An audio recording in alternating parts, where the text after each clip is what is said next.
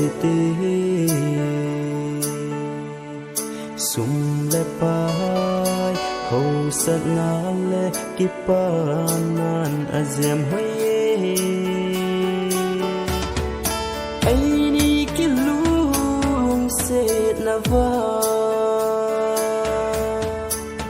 gen theina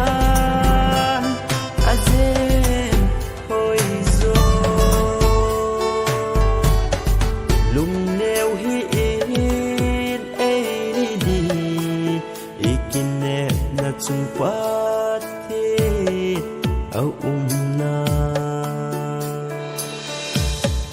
lung neo hi o na u ke di a ha e sum le pai nei le go idia ke kon gam la nei hi ke nào đây thil kha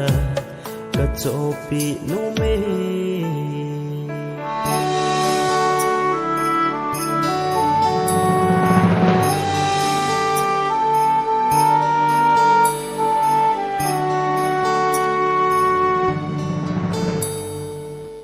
quay ngộ thấy lâu ít chung na lâu hi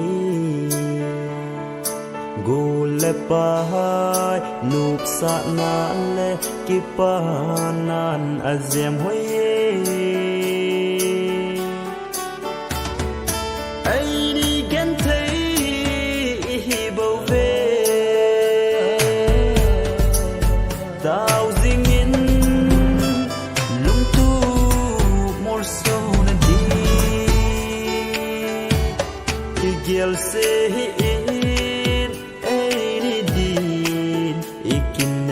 na chung pat the a na lung neo hi o na u ke di a ha e sum le pai nei le go idia ke kon gam la nei hi cái nào đây thil kha ka chopi nu me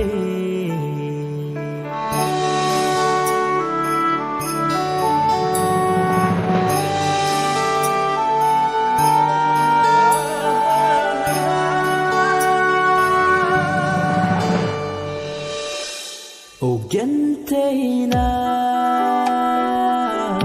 nei da la to lung se zia sipa ta he o gen te na lom hile ka lung se ten zang lung se anna chan lâu thing